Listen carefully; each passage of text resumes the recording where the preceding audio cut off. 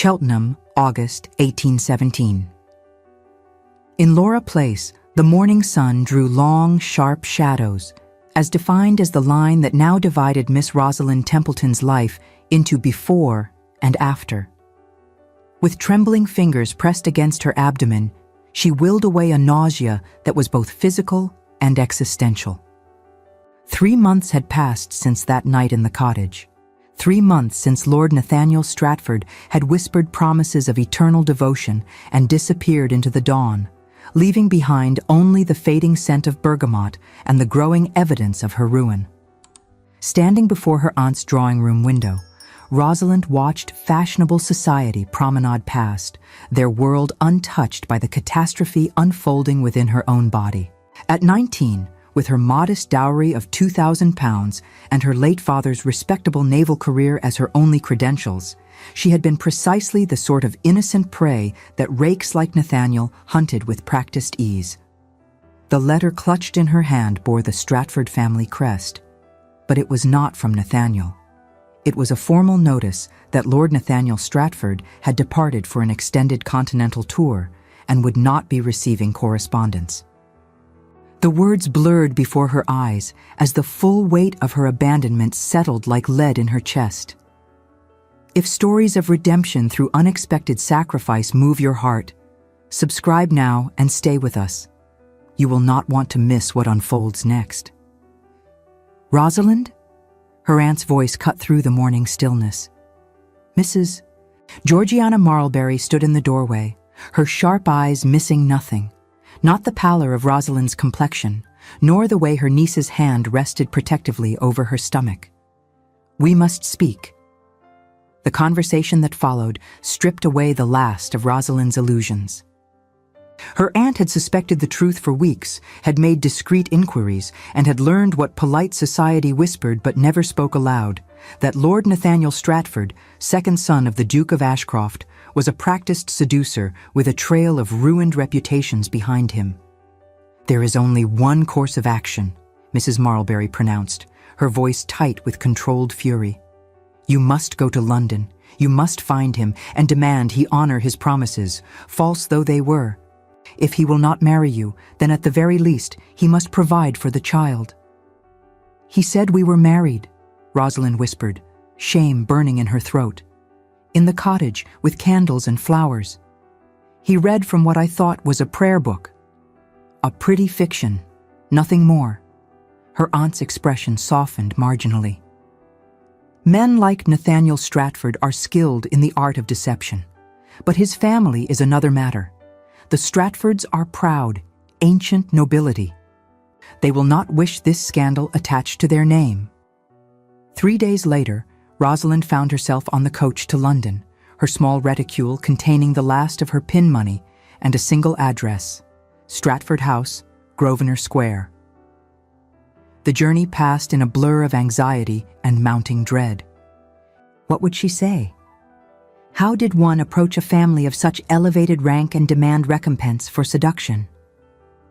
London greeted her with its usual indifference, a vast, churning mass of humanity and commerce that swallowed up one ruined girl without notice.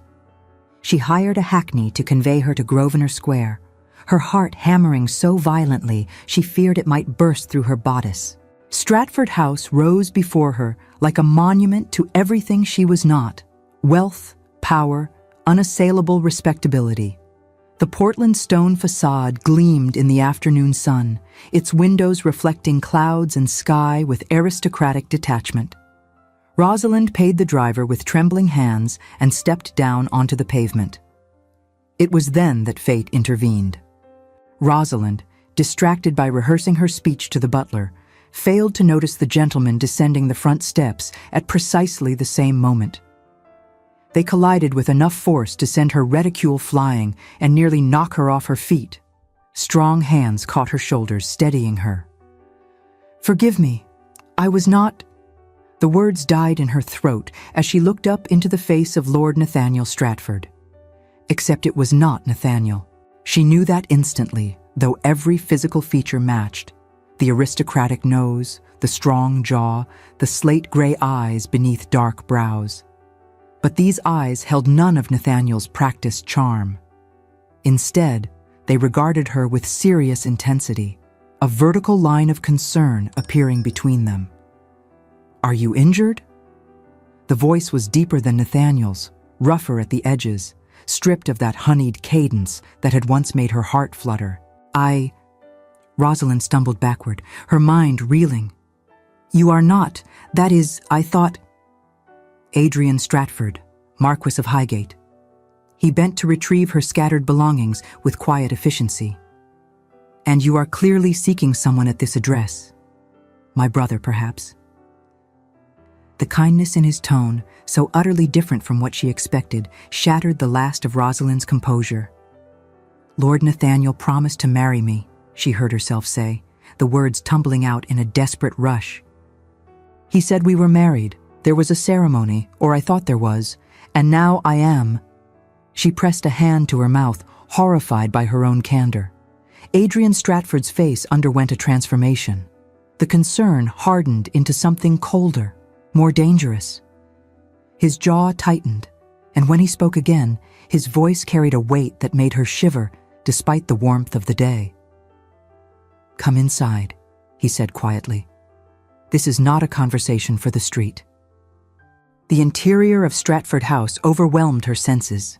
Marble floors polished to mirror brightness, paintings by old masters lining walls papered in silk damask, the scent of beeswax and expensive flowers filling the air. Adrian led her not to a formal receiving room, but to what appeared to be his private study, a masculine space of leather-bound books and dark wood paneling. He gestured her to a chair upholstered in forest green velvet and poured her a glass of Madeira without asking if she wanted it. "Drink," he commanded gently. "You have had a shock." Rosalind obeyed, the sweet wine burning its way down her throat and settling warmly in her stomach. She watched him over the rim of the glass, noting how he paced before the fireplace with barely contained fury. "How long ago?" Adrian asked abruptly. "The night—" Rosalind's voice cracked. "May 17th. At a cottage near Prior Park, outside Bath. He said it was his family's property. He said the man who performed the ceremony was his family's private chaplain. There is no cottage near Prior Park belonging to this family." Adrian's voice was flat, devoid of emotion. "There is no private chaplain who would perform such a ceremony without proper license and bans. My brother has perfected the art of creating elaborate fictions to serve his pleasures." The clinical assessment of her ruin made Rosalind flinch. "I was not. That is, I did not think myself foolish or naive. You were 19 years old and an orphan." Adrian turned to face her fully, and she saw that his eyes had softened again. "My brother is 8 and 20 and has spent a decade learning how to exploit exactly such vulnerabilities. The fault is not yours, Miss Templeton. Rosalind Templeton. My father was Captain Henry Templeton of the Royal Navy." Something shifted in Adrian's expression. Recognition, perhaps, or respect for the name. "Captain Templeton was a hero at Trafalgar. I remember reading the dispatches." The unexpected acknowledgement of her father's service brought tears to Rosalind's eyes. "He would be so ashamed of me now." "He would be ashamed of my brother," Adrian corrected firmly. "Not of you. Tell me, Miss Templeton, you are with child?" The directness of the question should have scandalized her, but Rosalind found herself grateful for his forthrightness. "Yes, 3 months gone, perhaps slightly more. My aunt suspects. Soon everyone will know." Adrian resumed his pacing, his hands clasped behind his back in a gesture that suggested intense thought. The silence stretched between them, broken only by the ticking of an ormolu clock on the mantelpiece and the distant sounds of London traffic beyond the windows. Finally, he stopped and turned to face her, with an expression of such resolve that Rosalind's breath caught in her throat. "There is a solution," Adrian said slowly. "It is not perfect, but it will preserve your reputation and provide for the child. I propose that we marry, Miss Templeton. by special license immediately. We shall say that we met during the season, that our courtship was swift but proper, and that we chose to wed quietly before removing to Yorkshire." Rosalind stared at him, certain she had misheard. "You cannot be serious." "I am entirely serious." Adrian moved to his desk and withdrew paper and pen. "I shall procure the special license today. We can be married within 3 days at Marylebone Church. I will acknowledge the child as mine. No one need ever know the truth of its parentage." "But why?" Rosalind whispered. "You do not know me. I am nobody. This scandal is not your burden to bear." Adrian's gray eyes met hers with devastating honesty. "My brother has done this before, Miss Templeton. At least twice that I know of, perhaps more. Our father has paid substantial sums to make the matter disappear. Settlements for ruined girls, payments to keep families silent. I have stood by and watched him destroy innocent lives with impunity, because challenging him would bring scandal upon our family name." He leaned forward, his hands braced on the desk between them. "But this time is different. This time I can actually help, not merely throw money at the wreckage he leaves behind. You are carrying a child who bears Stratford blood, however dishonorably conceived. I can give that child legitimacy, protection, a future. And I can give you back what my brother stole, your place in society." "As your wife in name only," Rosalind said softly, understanding the unspoken terms. "A marriage of convenience." "Precisely." Adrian's expression remained neutral, professional. "I shall not force my attentions upon you, Miss Templeton. We will maintain separate chambers. You will have complete freedom to manage the household and raise the child as you see fit. I ask only that you conduct yourself with the propriety expected of a marchioness and eventually a duchess, as I am my father's heir." The offer was far more generous than anything Rosalind had dared hope for when she boarded the coach to London. Yet something in his clinical detachment made her heart ache, not for herself, but for him. "What if you fall in love?" she asked quietly. "What if you wish to marry someone else, someone you actually choose?" A shadow passed across Adrian's face, there and gone so quickly she might have imagined it. "I had a near miss with matrimony 3 years ago, Miss Templeton. It taught me that passion and romance are overrated commodities. A marriage based on mutual respect and clear expectations is far more stable than one built on fleeting emotion." The memory of Lady Cecily remained a wound not fully healed. Her passionate declarations that had proven to be mere instruments of social climbing, her tears when his father refused to approve the match due to her family's financial instability. She had married a wealthier earl within 3 months. Her protestations of eternal love revealed as carefully calculated theater. A clear agreement, free from such illusions, seemed infinitely safer. There was a story there, Rosalind sensed, some wound that had not fully healed. But this was not the moment to probe such vulnerabilities. She had to think of the child growing within her, the innocent life that deserved better than the stigma of bastardy. "I accept," she said, her voice steady despite the tumult in her heart. "With gratitude, Lord Adrian. I will endeavor to be a wife you need not be ashamed of." "The shame," Adrian said with unexpected fierceness, "belongs entirely to my brother. You have done nothing wrong, Miss Templeton. Remember that." The 3 days that followed passed in a surreal blur. Adrian handled all arrangements with military precision. The special license procured through connections at Doctors' Commons, a simple wedding gown of cream silk purchased from a modiste who asked no questions, rooms secured at a respectable hotel near Marylebone where Rosalind stayed with a paid companion until the ceremony. True to his word, Adrian spread the fiction of their courtship with convincing detail.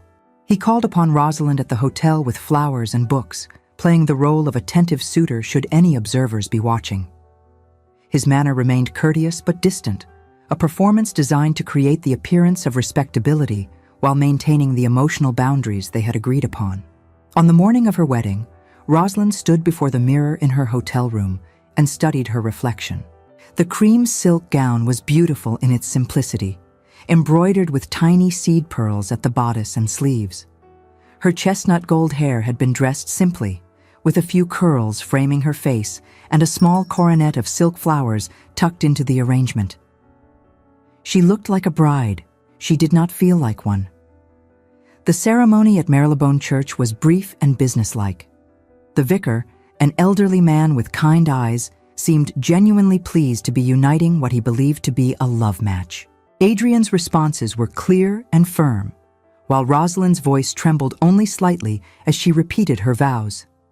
When the vicar pronounced them man and wife, Adrian kissed her forehead with the same brotherly affection one might show a sister. There was nothing romantic in the gesture, nothing that suggested this was anything more than a legal contract between two pragmatic individuals. After signing the register, they emerged into the afternoon sunlight as Lord and Lady Adrian Stratford, Marquess and Marchioness of Highgate. A carriage waited to convey them to the coaching inn, where they would begin the journey north to Yorkshire and Silverton Manor, Adrian's principal estate. The journey took 3 days, with stops at coaching inns along the way. Adrian secured separate rooms at each stop, maintaining the fiction of propriety even when no one was watching. During the long hours in the carriage, they spoke little. Rosalind staring out at the changing landscape, Adrian reading correspondence or studying estate documents. Yet despite the silence, Rosalind found herself observing her new husband with growing curiosity. He was nothing like Nathaniel. Where Nathaniel had been all practiced charm and honeyed words, Adrian was reserved, almost stern in his formality. But there was kindness in him too. She saw it in the way he ensured she had every comfort, in how he instructed innkeepers to provide her with whatever she required, in the gentle courtesy he showed her even when no one else was present to observe. On the 3rd day of travel, as the carriage climbed into the Yorkshire hills, Adrian finally broke the silence. "Silverton Manor has been in my family for 6 generations, he said, his gaze fixed on the passing scenery. It is isolated. The nearest village is 3 miles distant, but I think you will find it comfortable. The staff is small but loyal. I have informed the housekeeper of our marriage and requested that the Marchioness's suite be prepared." "What did you tell them about the speed of our courtship?" Rosalind asked. "That I fell in love with you at first sight at a London ball and could not bear to wait," Adrian replied, a hint of dry humor in his voice. "They seemed to find it romantic rather than suspicious." "And when the child comes months earlier than would be expected?" "Premature births are not uncommon, particularly for first children." Adrian's tone became matter-of-fact once more. "No one will question it, especially not in the country. Society gossips, but estates this remote see little of London scandal." Silverton Manor appeared before them as the sun began its descent toward the western horizon. To Rosalind, the house was not merely magnificent, it was a fortress and a promise, salvation and imprisonment intertwined. The Palladian villa of honey-colored stone rose against the darkening sky, its facade perfectly symmetrical with columns framing the entrance like sentinels. Each pillar seemed to offer a stability she had never known, while each darkened window watched her approach like an eye, judging whether she was worthy of the sanctuary being offered. Formal gardens stretched out before it, their manicured perfection both beautiful and intimidating. Beyond them, she glimpsed parkland rolling away toward distant woods, a landscape so vast and alien to her modest upbringing that it might have been another country entirely. This was her new home, her refuge, her golden cage, all at once. The household staff assembled in the entrance hall to greet their new mistress. Mrs. Fletcher, the housekeeper, was a woman of perhaps 50 years with intelligent eyes and a capable demeanor. She curtsied to Rosalind with genuine warmth. "Welcome to Silverton Manor, your ladyship. We are delighted to have you here." "Thank you, Mrs. Fletcher." Rosalind managed what she hoped was an appropriate smile. "I look forward to learning the ways of the household." "Tomorrow will be time enough for that," Adrian interjected. "Tonight, Lady Adrian should rest after our journey." Mrs. Fletcher, please show her ladyship to her rooms." The Marchioness's suite proved to be a series of beautifully appointed chambers. A sitting room decorated in shades of rose and cream, a dressing room with wardrobes already filled with gowns Adrian had ordered made, and a bedchamber dominated by a canopied bed hung with embroidered silk. French doors opened onto a balcony overlooking the gardens. "His lordship's chambers adjoin through that door," Mrs. Fletcher indicated a door to the left. "Though, of course, you have complete privacy, my lady. The door locks from your side." The implication was clear. Adrian had instructed his staff that this was to be a conventional marriage in appearance only. Rosalind felt an unexpected pang of something she could not quite name. Gratitude, certainly, but also a strange sense of loneliness. That night, lying alone in the grand bed, Rosalind placed both hands on her abdomen where the child, Nathaniel's child, though the world would never know it, grew steadily larger. In 4 or 5 months, she would hold a baby in her arms. Adrian's generosity had given her child legitimacy, safety, a future free from shame. But what kind of life awaited them here? A marriage without love, a household built on necessary deception, a child who would grow up believing Adrian was his father when in truth, Rosalind pushed the thought away. Adrian was this child's father now, in every way that mattered. He had chosen to claim this baby as his own. That choice, she understood with sudden clarity, was worth more than any blood connection. She must make this arrangement work, for the child's sake and for Adrian's, who had sacrificed his freedom to save them both. The first weeks at Silverton Manor established the pattern that would define their marriage. Adrian rose early, breakfasted alone, and spent his days managing the estate, riding out to inspect fields and tenant farms, closeted with his steward discussing accounts, corresponding with his man of business in London regarding investments and parliamentary matters. Rosalind, meanwhile, threw herself into learning the management of a great house. Mrs. Fletcher proved an invaluable guide, teaching her the intricate dance of running a household with 15 servants, managing menus and inventories, overseeing the still room and laundry, coordinating with the gardeners and groundskeepers. They dined together each evening, formal meals served in the grand dining room where they sat at opposite ends of a table that could seat 20. Adrian inquired politely about her day. Rosalind responded with equal politeness. They discussed neutral topics, the weather, improvements needed to the estate, news from London that arrived in week-old newspapers. What they did not discuss was the growing evidence of her pregnancy, which by October had become impossible to conceal. Her gowns, cleverly designed by the modiste Adrian had engaged, accommodated her expanding figure while maintaining propriety. The household staff accepted the situation without comment. A young bride expecting a child was hardly scandalous, even if the timing seemed somewhat swift. It was during this period that Rosalind began to glimpse the man behind Adrian's reserved facade. She noticed how he personally visited each tenant family when one of their children fell ill, how he remembered the names of every person who worked on the estate, how he sat up late into the night reviewing the account books to ensure no one under his care went without necessities.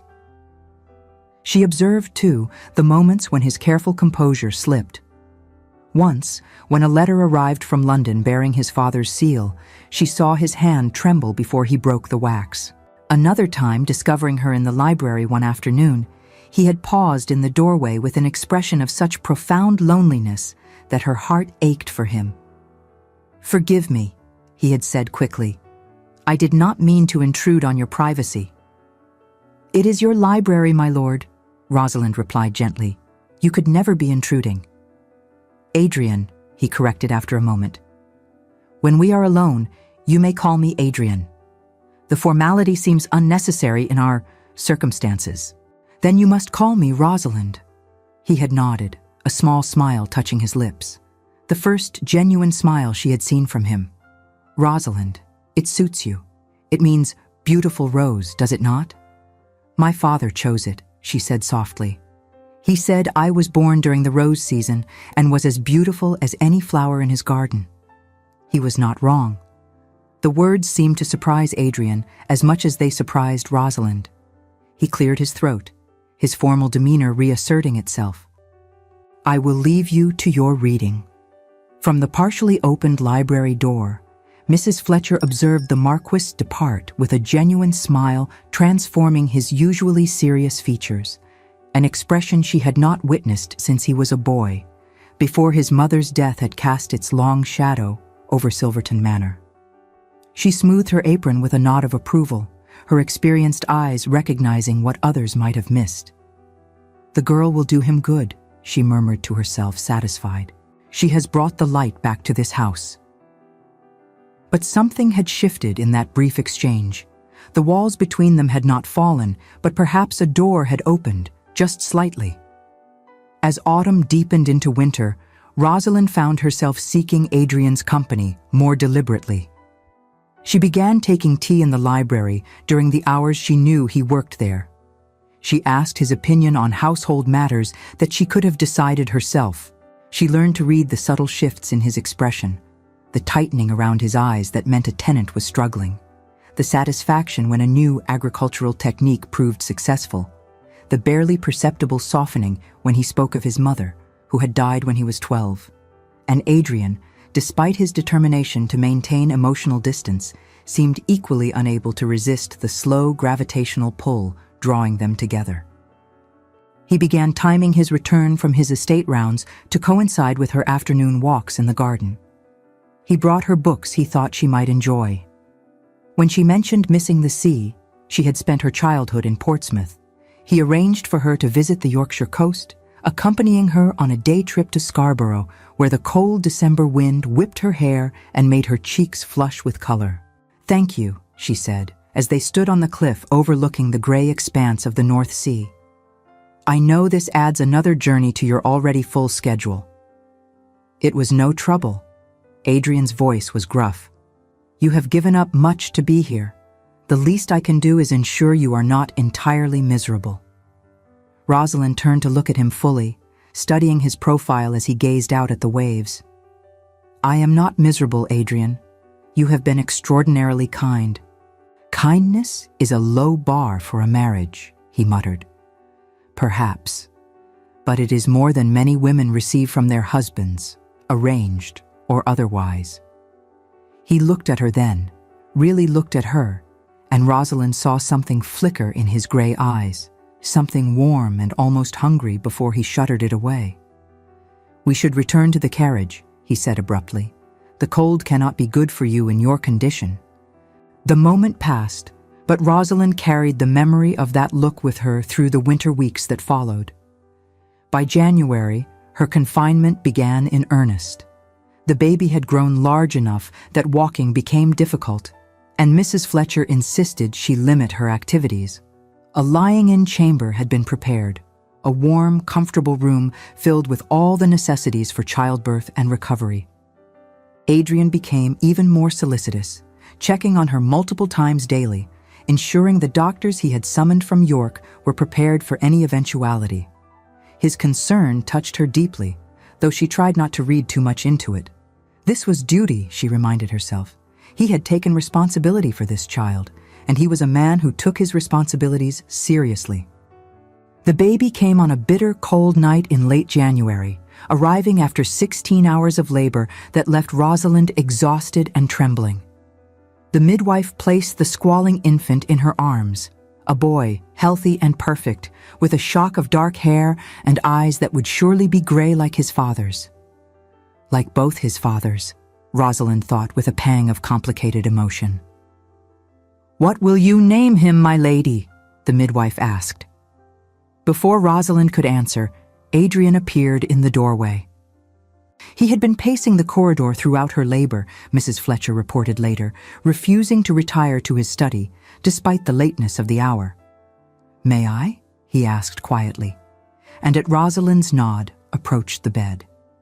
She watched his face as he looked down at the infant for the first time. His expression underwent a transformation, the careful reserve melting away to reveal something raw and unguarded. wonder, tenderness. And beneath it all, a fierce protectiveness that made Rosalind's throat tighten with unshed tears. "James," she whispered. "I should like to call him James after my father, if that is acceptable to you." Adrian reached out one finger, and the baby's tiny hand closed around it with that instinctive grip of newborns. "James Edmund Stratford, Viscount Pemberton," he said softly, giving the courtesy title traditionally held by the heir to a marquisate. "Welcome to the world, my son." The words, "my son," were spoken with such conviction that Rosalind believed them absolutely in that moment. Adrian was not claiming this child out of duty or honor. He had already made the baby his in every way that mattered. "He is beautiful, Rosalind," Adrian said, looking up at her with eyes bright with emotion. "You did magnificently. Thank you." "Thank you," she countered, her voice breaking slightly. "For giving him a name, a place in the world, for being the father he deserves." Adrian opened his mouth as if to say something more, but the moment was interrupted by Mrs. Fletcher bustling in with instructions for Rosalind's care. Adrian withdrew, but not before squeezing Rosalind's hand briefly, a gesture that felt more intimate than any kiss. The lying-in period that followed was both physically demanding and emotionally complex. Rosalind devoted herself entirely to James, nursing him, learning his different cries, marveling at every tiny change in his features. She was surprised and touched when Adrian visited the nursery daily, sometimes sitting quietly in the corner watching mother and child, other times asking to hold his son with a gentleness that contrasted sharply with his usual stern demeanor. "You are a natural father," Rosalind observed one afternoon, watching Adrian cradle the sleeping infant against his shoulder with practiced ease. "I had no expectation of being a father this soon," Adrian replied. "My father was distant, focused on duty and the dukedom to the exclusion of personal connection. I find I wish to do better by James than he did by Nathaniel and myself." It was the first time he had mentioned Nathaniel since their wedding. The name hung in the air between them, a ghost neither had acknowledged for months. "Have you heard from your brother?" Rosalind asked quietly. Adrian's expression hardened. "He remains on the continent. Italy, last I heard, though he moves frequently. My father continues to send him a generous allowance, which Nathaniel no doubt squanders on gambling and other pursuits." Other women, Rosalind understood. The man who had ruined her continued his depredations elsewhere, unpunished and unconcerned. "Does he know about the marriage? About James?" "He knows I married. I wrote to inform him as courtesy demanded. I did not explain the circumstances or the haste." Adrian's voice was flat. "He sent congratulations and a rather expensive gift I donated to charity." The casual cruelty of it, Nathaniel living his life of pleasure while she and Adrian built something real and substantial from the wreckage he had left behind, made Rosalind's chest tighten with anger. But when she looked at James, sleeping peacefully against Adrian's shoulder, the anger transformed into something else. Gratitude, even a strange sort of gladness. Because if Nathaniel had not been who he was, if he had actually married her as promised, she would never have met Adrian. And increasingly, she found herself unable to imagine her life without this reserved, honorable man who had saved her from ruin and given her son a home. The realization troubled her. This was supposed to be a marriage of convenience, nothing more. Developing feelings for Adrian was not part of their agreement. It would only complicate an arrangement that worked precisely because it remained emotionally uncomplicated. Yet, she could not seem to control the way her heart lifted when he entered a room, or the warmth that spread through her when he smiled at something James did, or the longing that kept her awake at night in her solitary bed, wondering what it might be like if Adrian crossed through that locked adjoining door and claimed her as his wife in more than name only. Winter gave way to spring, and James grew from a tiny infant into a sturdy baby with Adrian's serious gray eyes and a determined personality all his own. The household doted on him. The young Viscount was petted and admired by every servant, particularly Mrs. Fletcher, who knitted him an endless supply of tiny garments. Adrian, who had initially maintained careful boundaries, became increasingly hands-on as a father. He insisted on helping with bath time, on taking James for walks through the gardens, often carrying the boy himself when the nursemaid was not present, a sight that charmed the entire staff, on reading to the baby from history texts and poetry collections, even though James was far too young to understand. "It is never too early to develop an appreciation for literature," Adrian said with mock seriousness when Rosalind teased him about it. "He is 5 months old, Adrian. He appreciates milk and sleep in that order." "Then I am preparing him for future appreciation." Adrian's lips quirked in that small smile that transformed his entire face. "One must think long-term in matters of education." Rosalind laughed, and Adrian's smile widened. These moments of shared humor had become more frequent as the months passed, the walls between them gradually eroding through daily proximity and shared purpose. It was easy, Rosalind discovered, to fall in love with a man who treated her with respect and kindness, who devoted himself to her child as if the baby were truly his own flesh and blood, who asked her opinions on estate matters and actually listened to her suggestions, who brought her wildflowers from his rides and left them on her breakfast table without comment. She tried to be circumspect about her growing feelings, fearful of disrupting the delicate balance of their arrangement. But she suspected Adrian knew anyway. She caught him watching her sometimes with an intensity that suggested his own emotions were not as controlled as he pretended. Early June brought with it summer's warmth and a fussiness in James that Rosalind initially attributed to teething. The crankiness, however, did not abate with the usual remedies. By afternoon, what had seemed like ordinary infant irritability transformed into something far more alarming. James refused his milk, his small body growing limp and unresponsive in her arms. By evening, he was burning with fever. "Mrs. Fletcher!" Rosalind's voice cracked with terror as she ran from the nursery. "Send for the doctor immediately! Something is wrong with James!" The household exploded into action. Adrian, working in his study, appeared in the nursery within moments. The doctor, summoned from the village, arrived within the hour but could offer little beyond cold compresses and prayers. Fever in infants was unpredictable, he explained gravely. They could only wait and hope the child's constitution proved strong enough to fight whatever illness had seized him. That night began a vigil that would last 3 days. Rosalind refused to leave James's side, sitting beside his cradle through the endless hours, bathing his fevered body with cool water, trying desperately to get him to take even a few drops of milk. The baby, who had been so robust and healthy just hours before now, lay frighteningly still, his breathing shallow and rapid, his skin hot to the touch. Adrian stayed with them. He did not hover or offer false reassurances. Instead, he sat in the chair opposite Rosalind, his presence steady and solid, taking his turn with the cold compresses when exhaustion made her hands shake too badly to continue.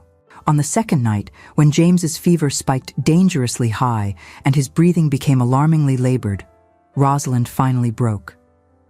"He cannot die," she whispered, tears streaming down her face. "Adrian, he cannot die. He is everything. He is innocent and perfect, and he will not die." Adrian moved to kneel beside her chair, taking her trembling hands in his larger, warmer ones. "Do you hear me, Rosalind? He will not die. He is strong. He is a Stratford, and we are survivors. But if he does—" The words choked her. "If he does, it will be my fault. My sin visited upon an innocent child. God is punishing me. Stop." Adrian's voice was fierce, almost angry. "God is not punishing anyone. Babies become ill. It is terrible and frightening, but it is not divine retribution for some imagined transgression. You have done nothing wrong, Rosalind. Do you understand? Nothing." She wanted to believe him. But fear had stripped away all her defenses, laid bare the guilt she had carried since that night in the cottage with Nathaniel. "I let him seduce me," she whispered. "I believed his lies.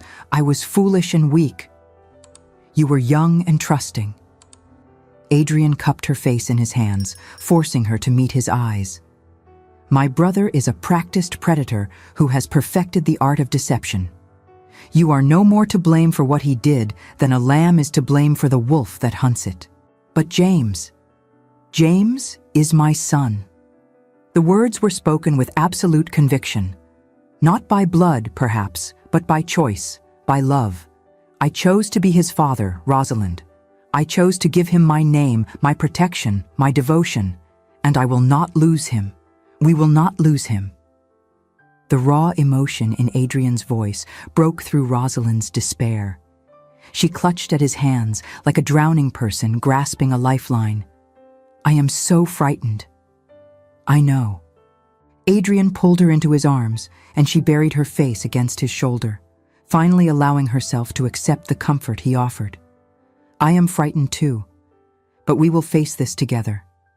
You are not alone anymore, Rosalind. You have not been alone since the day you collided with me on that street in London."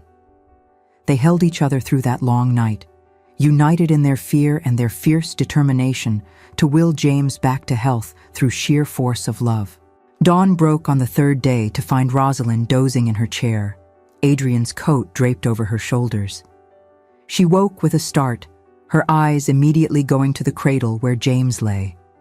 The baby's eyes were open.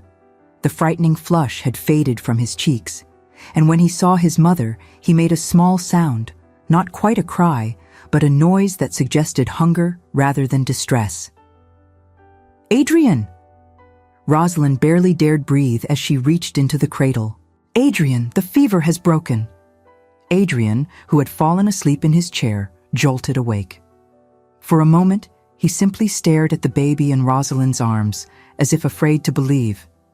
Then he rose and crossed to them, placing one hand gently on James's forehead. "Cooler," he confirmed, his voice rough with exhaustion and relief. "Significantly cooler." James, apparently annoyed at having his meal delayed by unconsciousness, began to fuss in earnest. Rosalind laughed, a sound somewhere between joy and hysteria, and pressed her face to the baby's dark hair. "He is hungry. He wants to eat. That is a good sign, is it not?" "An excellent sign." Adrian's hand came to rest on her shoulder, and she leaned into the touch without thinking. "He is going to be fine, Rosalind. He truly is." As James nursed with determined efficiency, proving beyond doubt that his appetite had returned in full force, Rosalind looked up at Adrian. He had not shaved in 3 days. His cravat hung loose around his neck, his waistcoat was unbuttoned, and his hair stood up in disordered spikes from running his hands through it. He looked nothing like the composed, impeccably groomed Marquess she had married. He looked instead like a man who had spent 3 days terrified of losing someone he loved. "Adrian," she said softly, "I need to tell you something." He met her eyes, and she saw that his defenses had been stripped away as thoroughly as hers during the long vigil. The careful reserve was gone. Everything he felt was written plainly on his face: fear, relief, and beneath it all, an emotion that made her breath catch in her throat. "I love you," Rosalind said simply. "I know that was not part of our arrangement. I know you married me out of duty and honor, not affection. But I cannot keep pretending anymore. These past months, watching you with James, living beside you, learning who you truly are beneath all that careful formality, I have fallen in love with you, completely, irrevocably." She rushed on before he could speak, needing to say it all. "I do not expect you to return the feeling. I know you see this as a practical arrangement, nothing more. But I wanted you to know, after nearly losing James, after these 3 days when we faced the worst together, I realized I do not want to live in a marriage built on silence and emotional distance. Even if you cannot love me back, I want honesty between us." Adrian was very still, Then, slowly, he sank to his knees beside her chair so they were eye to eye. "Rosalind," he said, his voice hoarse, "do you truly believe I could spend these months living beside you, watching you mother our son with such devotion and grace, seeing your kindness to the servants and tenants, listening to your laughter, observing your courage and resilience, and not fall utterly, desperately in love with you?" Her heart stopped. "What?" "I have been in love with you since approximately the second week we were married," Adrian continued, a wry smile touching his lips. "Possibly earlier. That day we walked in the garden and you stopped to help Mrs. Fletcher's granddaughter find a lost kitten, getting mud on your new gown without a single complaint. I remember thinking that I was the greatest fool in England for insisting this be merely a practical arrangement. But you never said anything, because we had an agreement." Adrian's hands came up to frame her face, his thumbs brushing away tears she had not realized were falling. "You married me to save yourself and James from ruin, not because you chose me. I would not impose my feelings on you when you had no choice in the matter. It seemed dishonorable to leverage your vulnerability into something more than you had consented to." Rosalind gave a shaky laugh. "So we have both been in love and hiding it, thinking the other wanted only a marriage of convenience? It appears so." Adrian's smile widened into something brilliant and unguarded. "We are both idiots. Speak for yourself. I am a Marchioness. We are never idiots. We are merely temporarily misguided." Adrian laughed, a full, genuine sound she had never heard from him before. Then he leaned forward and kissed her. It was nothing like Nathaniel's kisses had been. There was no practiced seduction, no calculated charm. Adrian kissed her with wonder and reverence and barely leashed hunger, as if she were precious and fragile and infinitely desirable all at once. When they finally parted, both breathless, James made an indignant sound from Rosalind's arms, clearly displeased that his parents' attention had wandered from him. "Our son," Adrian said, his voice full of amusement as he stroked James's dark hair, "has impeccable timing." "Our son," Rosalind agreed, loving how easily the words came, "needs to learn that his parents occasionally require time for themselves. We have years to teach him." Adrian stood and offered her his hand. "But for now, why do we not take him down to the gardens? The fresh air will do us all good, and I find I am eager to begin this second phase of our marriage properly." "Second phase?" "The one where we acknowledge we are madly in love and stop maintaining separate bedchambers." Adrian's eyes gleamed with an emotion that made Rosalind's cheeks flush with warmth. "Unless you object, of course." "I do not object in the slightest." That evening, for the first time since their wedding, they dined not at opposite ends of the long mahogany table, but seated side by side, their chairs drawn close enough that their hands could touch. The conversation no longer revolved around weather patterns or estate management, but instead wandered through childhood dreams and unspoken hopes for James's future. They spoke of Adrian's mother, who had loved roses and music, and of Rosalind's father, whose naval career had filled her youth with stories of distant shores. The silences between them were no longer voids to be filled with polite nothings, but comfortable spaces of shared understanding, the easy quiet of two people who had finally stopped performing and started simply being. When Adrian walked her to her chambers that night, he paused at the threshold. "May I?" he asked, gesturing to the doorway that had separated them for so many months. Rosalind took his hand and drew him inside, closing the door behind them both. "There are no more locked doors between us," she said softly. "Not anymore." It was the true beginning of their marriage, not the ceremony at Marylebone Church with its carefully maintained fictions, but this moment of choosing each other freely, with full knowledge and open hearts. The years that followed proved that love, once acknowledged, could transform even a marriage born of necessity into something truly extraordinary. Adrian and Rosalind settled into life at Silverton Manor with the easy intimacy of a couple who had chosen each other freely.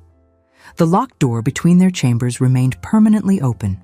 They fell asleep in each other's arms each night and woke tangled together each morning, often roused by James's cheerful babbling from the nursery as he demanded his parents' attention. As James grew from baby to toddler to small boy, he displayed a personality that combined the best of both his parents, Adrian's serious intelligence tempered by Rosalind's warmth and humor.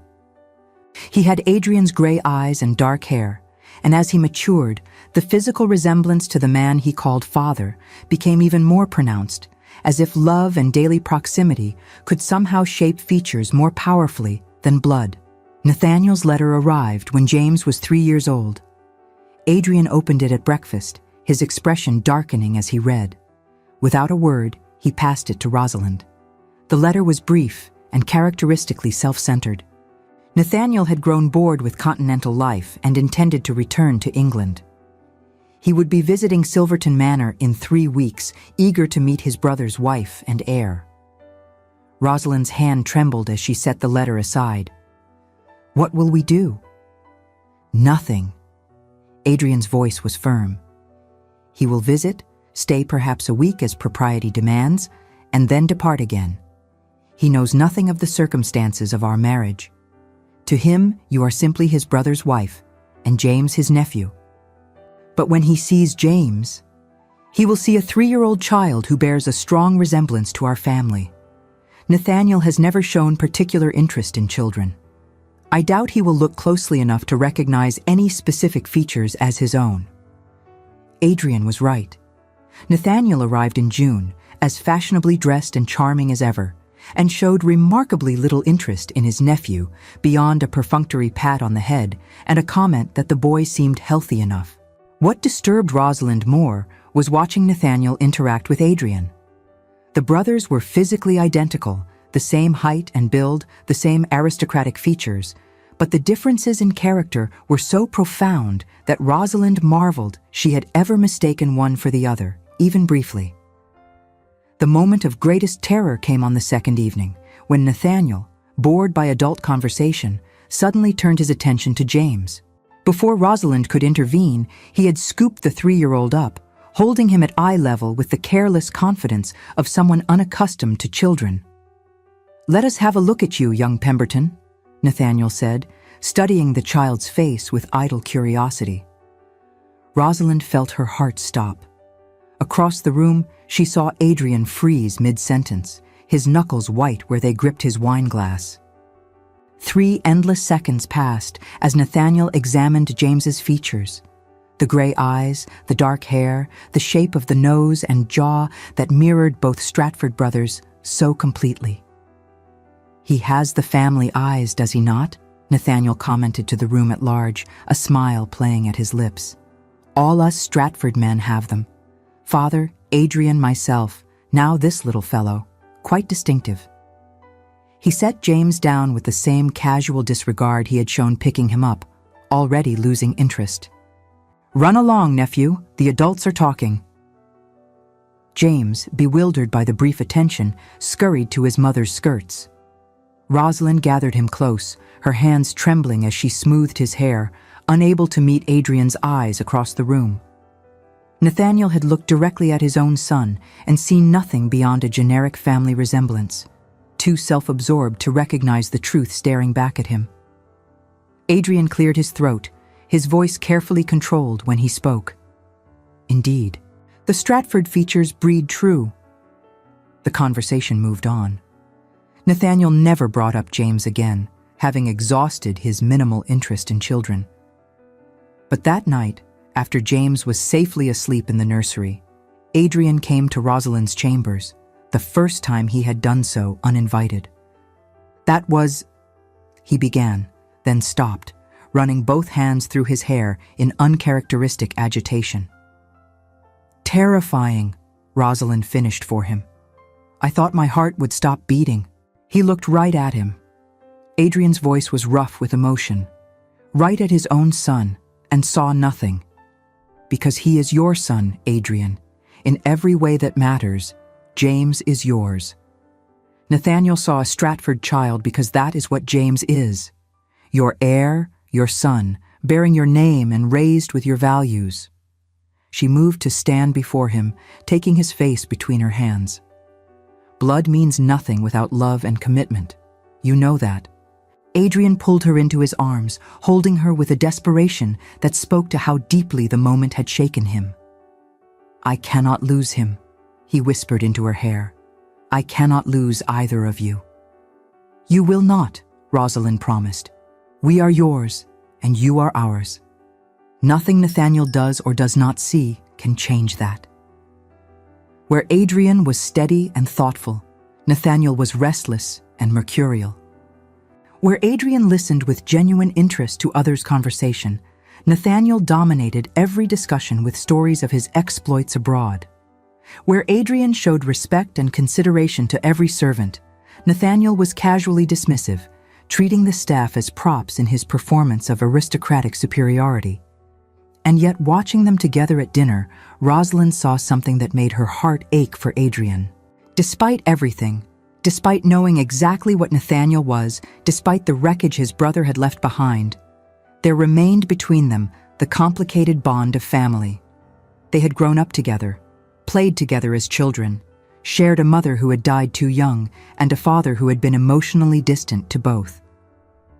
On the third day of Nathaniel's visit, Rosalind discovered Adrian in his study, staring at the cold fireplace with an expression of profound sadness. He is leaving tomorrow, Adrian said without turning. Returning to London, then likely to the continent again. He finds country life insufferably dull. Rosalind moved to stand beside him, slipping her hand into his. You wish things were different between you. I wish he were different. Adrian's voice was heavy with old grief. When we were boys before our mother died, Nathaniel was not this. He was bright and funny and full of dreams. We used to plan adventures together, imagining all the things we would do when we were grown. What changed him? Our mother's death, perhaps? Our father's indifference, certainly. Nathaniel was always the charming one, the one who could make people laugh, while I was serious and dutiful. Father needed a responsible heir, so he focused all his attention on shaping me into the perfect future duke. Nathaniel was largely ignored, given money and freedom, but no real guidance or affection. Adrian turned to look at her fully. I am not excusing what he did to you, Rosalind. His actions were unconscionable, and he bears full responsibility for them.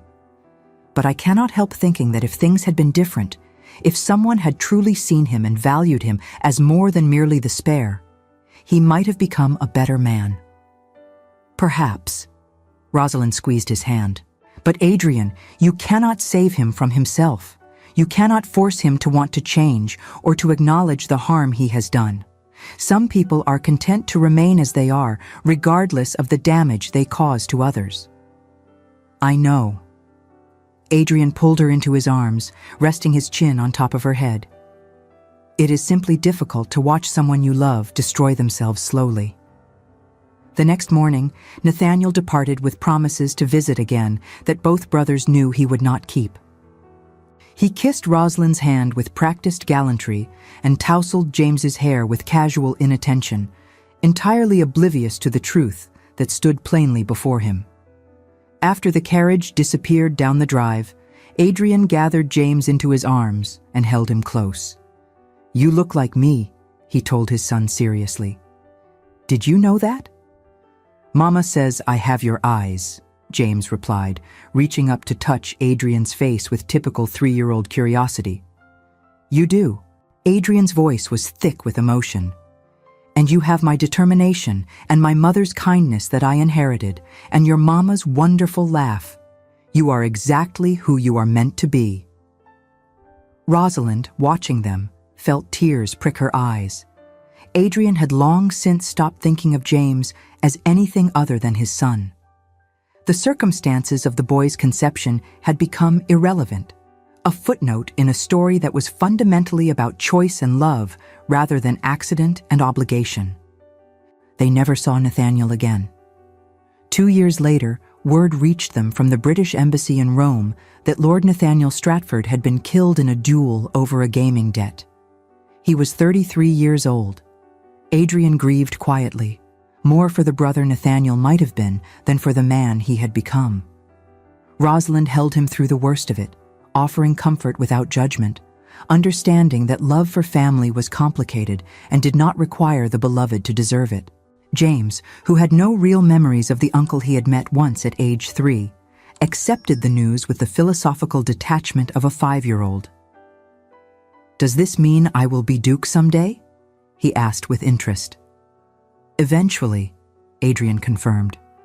"When I am very, very old and you are a grown man with children of your own." "Will I be a good Duke?" "You will be an excellent Duke." Adrian ruffled his son's dark hair. "Because you will remember that a title is not about power or privilege, but about responsibility to those who depend on you." "Like you do," James said with simple confidence. "I want to be like you, Papa." The words were arrow straight to Adrian's heart. He pulled James into a fierce hug, and Rosalind saw him blink rapidly, fighting tears.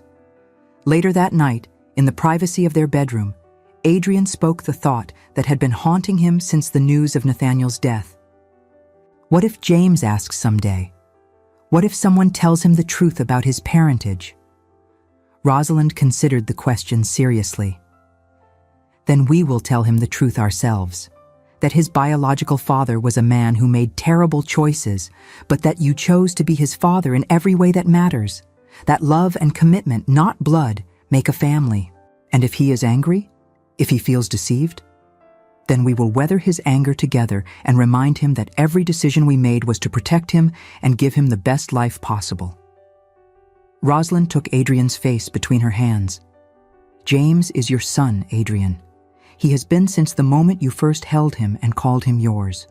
Whatever challenges come, we will face them as we always have, together." Adrian kissed her with gratitude and love and a passion that had not dimmed in 5 years of marriage. "I do not deserve you," he murmured against her lips. "Nonsense. I am exactly what you deserve. A woman stubborn enough to love you despite your tendency toward noble martyrdom." He laughed and pulled her closer, and they fell into bed together as they had so many times before, their love expressed in touches that had become familiar but never ordinary. The years continued to pass, marked by the ordinary miracles of family life. Rosalind gave birth to 4 more children, Eleanor, then William, then Margaret, and finally little Thomas, who arrived when Rosalind was 32 and declared himself satisfied with his family size. 5 children is quite enough, she informed Adrian after Thomas's birth. "I believe we have sufficiently populated Yorkshire." Adrian, cradling his newest son with the same wonder he had shown holding James for the first time, smiled. "If you are certain, though I confess I would happily have a dozen if each one is as remarkable as these 5. Silverton Manor rang with the sounds of childhood, running footsteps in the corridors, laughter in the gardens, the occasional tears of minor scrapes and major injustices. Adrian proved to be a devoted father, somehow finding time amidst his ducal responsibilities. He inherited the title when James was 7 and his grandfather finally passed, to attend every important moment in his children's lives.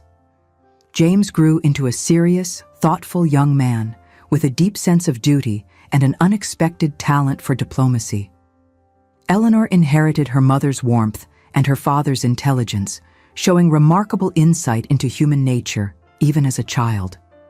William was the adventurer, always climbing trees and exploring the woods, keeping his parents in constant anxiety over his safety. Margaret was the artist, filling the house with sketches and paintings. And Thomas, the baby, combined all their traits in a mercurial personality that kept everyone on their toes. Rosalind, meanwhile, found her purpose beyond the domestic sphere. With Adrian's full support, she established the Stratford Fund for Distressed Gentlewomen, a charitable organization dedicated to helping women who found themselves in circumstances similar to those she had once faced. The fund provided temporary housing, medical care, legal assistance, and job training for women who had been abandoned, widowed, or otherwise left vulnerable. "You are changing lives," Adrian told her one evening as they reviewed the fund's accounts together. In 5 years, they had helped more than 100 women restart their lives with dignity intact. "I am repaying a debt," Rosalind corrected. "You gave me and James a second chance. This is my way of extending that gift to others who need it." "Our debt," Adrian corrected. "We built this together." It was true. Their marriage had evolved into a partnership of equals. Despite the legal and social limitations placed on married women, Adrian consulted Rosalind on all major decisions, valued her opinions on estate management and investments, and made her an equal partner in both their family and their philanthropic work. When James turned 18, Adrian sat him down for a conversation both parents had been dreading. "There is something we need to discuss," Adrian began carefully. "Something about your birth that you have a right to know." James listened in silence as his father explained the circumstances of his parents' marriage. The seduction and abandonment, the chance meeting in London, the marriage of convenience that had transformed into love. When Adrian finished, James was quiet for a long moment. Then he asked, "Does this mean Lord Nathaniel, my uncle, was actually my biological father?" "Yes." Adrian's voice was steady, despite the fear in his eyes. "But James, you must understand." "You chose me," James interrupted softly. "When you did not have to, when doing so complicated your life enormously, you chose to be my father. You gave me your name, your protection, your love. You raised me. You taught me everything I know about honor and responsibility and what it means to be a good man." He stood and moved to stand before Adrian, looking so much like him that the physical resemblance seemed irrelevant compared to the way he carried himself, the way he spoke, the values he embodied. "I know who my father is," James said firmly. "I have always known. Biology is merely an accident of circumstance. Fatherhood is a choice you make every day, and you have chosen me every single day of my life." Adrian stepped forward and placed both hands on James's shoulders, a formal gesture, the kind a duke might make to his heir when passing on a legacy. But his eyes conveyed the unconditional love of a father for his son. "And I know who my son is," he said, his voice thick with emotion and pride that no bloodline alone could ever bestow. "You are mine, James. You have always been mine." James pulled his father regardless of blood, into a fierce embrace. "I would choose you again," Adrian said hoarsely, "every time, without hesitation. I know, Papa, I know." Later, when Rosalind joined them, James hugged her with equal fierceness. "Thank you," he whispered into her hair, "for being brave enough to go to London that day, for giving me a father who actually deserves the title." The three of them stood together in the library that had witnessed so many important moments in their family's history, bound not by biology, but by something far stronger, love deliberately chosen and consistently reaffirmed. 20 years after that cold January day when a frightened young woman had collided with a serious young lord on a London street, Rosalind stood in the drawing room of Silverton Manor, surrounded by her family. James, now married with 2 children of his own, held his daughter while his wife managed their energetic son.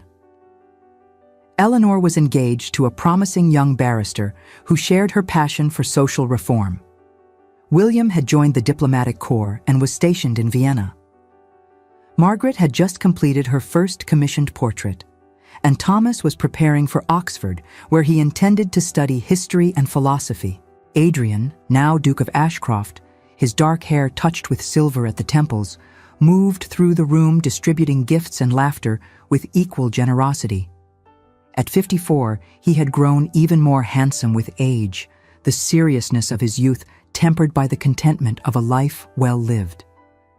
Catching Rosalind's eye across the crowded room, he smiled, that small, private smile that was hers alone. and made his way to her side. "Regretting anything?" he asked, slipping an arm around her waist.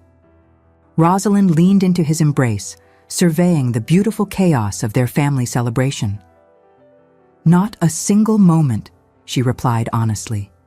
"Every pain, every fear, every challenge led me here, to this life, to you. I would not change a thing." "Not even the beginning?" "Especially not the beginning." She turned to face him fully, lifting one hand to touch his face with the familiarity of decades together. "Because that frightened girl who stumbled into your life gave me everything I have now. This family, this love, this extraordinary life we built from the ruins of what might have destroyed me." Adrian captured her hand and pressed a kiss to her palm. "You saved yourself, Rosalind. I merely provided the opportunity." "We saved each other," she corrected. "You were as lost as I was that day, Adrian, trapped by duty and honor and expectations that had nothing to do with what you actually wanted from life. We freed each other to become who we were meant to be. Then I am grateful every day that you ran straight into me on that London street." They stood together in comfortable silence, watching James show his father his daughter's latest achievement. She had learned to clap her hands, while Eleanor argued good-naturedly with William about something, and Margaret tried to sketch Thomas before he darted away again. This was the future that neither of them could have imagined that day in August 1817. Not the title or the wealth or even the beautiful house, but this sense of belonging, of purpose, of love freely given and generously returned. As the afternoon light slanted through the windows, painting everything in shades of gold, Adrian pulled Rosalind closer. "I love you," he murmured into her hair, "more than I did yesterday, less than I will tomorrow." "That is rather unfair," Rosalind replied, her lips curving into a smile. "Now I shall spend the rest of my life trying to outdo you in romantic declarations." "I look forward to it." Their children and grandchildren continued their celebration around them, the house filled with the sounds of family and love and life. Rosalind closed her eyes and breathed in the moment, committing it to memory, not because she feared losing it, but because it was so perfectly, completely right that she wanted to remember how it felt to stand at the center of something beautiful that she and Adrian had built together, piece by piece, choice by choice, day by day. Outside, the Yorkshire hills rolled away toward the horizon, constant and enduring. Inside Silverton Manor, a family forged not by blood alone, but by love and dedication, celebrated another year of their extraordinary journey together. And in the quiet spaces between laughter and conversation, if one listened carefully, one might hear the echo of a promise made 20 years earlier. A promise that honor and courage and love could transform even the most unpromising beginning into something miraculous. Dear listener, sometimes the worst thing that happens to us becomes the doorway to our greatest blessing. Like Rosalind, you may be facing circumstances that feel shameful or ruinous. Situations where you were deceived, where you trusted the wrong person, where your innocence was exploited. Perhaps you carry the weight of choices that were not entirely your own, or the burden of consequences you never imagined facing. But remember this: your past does not define your future. The mistakes you made or that were made against you do not determine your worth. What matters is what you choose to do next, how you respond to adversity, how you allow yourself to be loved and supported by those who see your true value, even when you cannot see it yourself. Adrian taught us that real love is not about possession or passion alone. It is about choosing someone every single day. It is about seeing another person's wounds and choosing to help them heal rather than exploiting their vulnerability. It is about commitment that deepens over time rather than the intensity that burns hot and fast before consuming itself. If you are struggling tonight, if you feel defined by your worst moment or your deepest shame, know this: you are so much more than what happened to you. You are capable of transformation. You are worthy of love that chooses you deliberately and stays committed through difficulty. You are strong enough to build something beautiful from even the most painful beginnings. Thank you for staying with us through this entire journey. If Rosalind and Adrian's story moved you, if you believe in love that redeems and transforms, please like this video, subscribe to our channel, and share this story with someone who needs to hear it. Your support allows us to continue creating stories that celebrate resilience, honor, and the extraordinary power of love to heal even the deepest wounds. Together, we keep these stories alive.